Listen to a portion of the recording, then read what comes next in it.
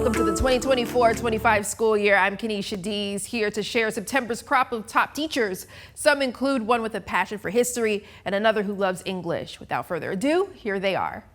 Welcome to This is my first time in public schools. Briley Borden's fourth grade class. I've always loved math. I've always wanted to be a math teacher. Borden also teaches science at Wheaton Elementary School. Plant and animal what? What's our big buzzword we've been talking about this week? And although she's green to teaching public schools with a shirt to prove it, You're gonna write 5 adaptations of that animal. she's expecting a lot of success from her fourth graders. I'm just looking forward to seeing the progression of growth, seeing where they came from and seeing how far we can push them and their number sense and, their conceptual understanding about math and, diving into science, doing some experiments. She says she's put in the time too, at one point walking into school at 6:30. And then I walked out of here at 7:30. So just being able to, really commit to it, put it first and do all that you can to make it always reflecting. So for some people, it's no surprise. Congratulations, you have been chosen as FOX54 top teacher. She was surprised as a top teacher. Her principal, Daphne Hogan, says she's setting a standard. She's already proven herself at the beginning. She's a hard worker. The students love her, so hoping we're off to a great start and this will continue throughout. Borden with a bit of hope for her students. Just being someone that they can love on, that know, I love you, I care about you, I want the best for you. So yeah, it's really all about the kids. Show me your favorite color. Blue. What started as a part-time opportunity for Dawn Estrada I had a knack for it apparently, and I got told that I needed to stop subbing and get in here full time. became a total day in and day out commitment, making a difference. Estrada has worked 12 years as a paraprofessional in special education. This is the world I want to be in. I want to be able to give to them what they deserve to grow and to prosper. 8 of those 12 years Estrada spent right here at Columbia Elementary School working together with teachers and other paraprofessionals. We're a team and I want to be an integral part of the team, so whatever I'm doing, I want to make sure I'm offsetting the role of the teacher so that she knows she's in good hands. And according to her peers, Dawn is a critical part of that team of educators. She is known for showing up every day with a heart and a will to do whatever it takes for our students. Her peers say she diligently pours into her students for success. Miss Dawn is able to work with 1 student or 2 students at a time to ensure that students are making progress. And for Dawn, it's more than her commitment to her students and peers. It makes me feel like I'm contributing to their well-being for the parents' sake, because I can imagine being in the parents' shoes of having to live with this for life.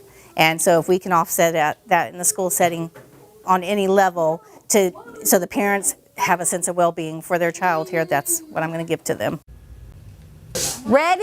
In Sharon Livingston's class, Let the battle begin.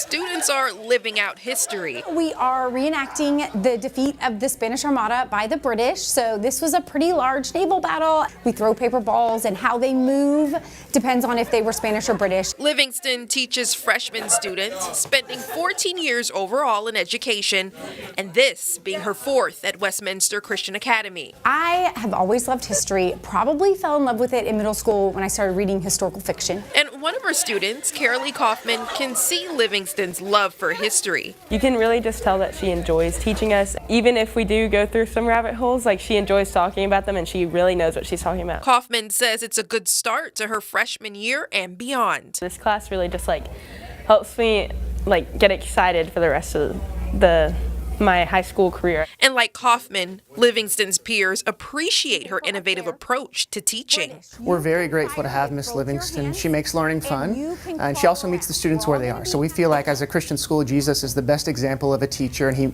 treats his disciples differently based on what they need.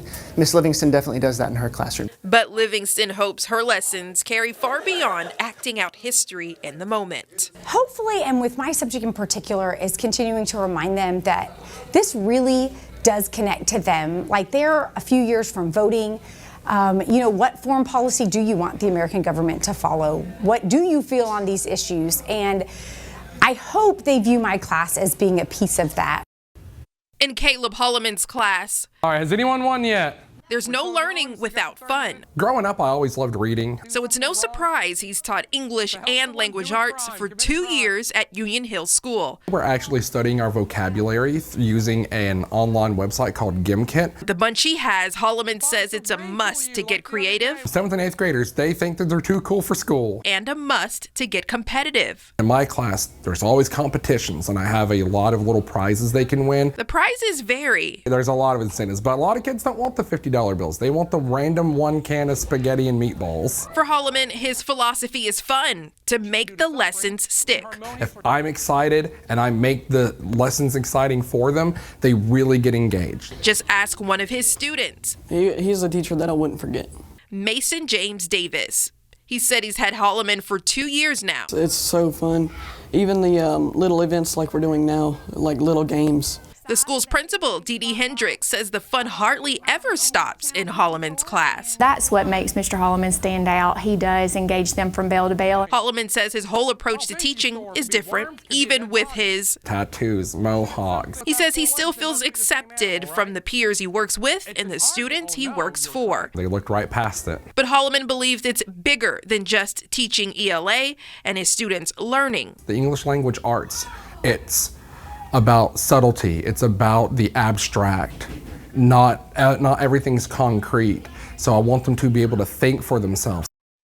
All right, and the school year is just getting started, and we'll be profiling more of North Alabama's best educators in the months ahead.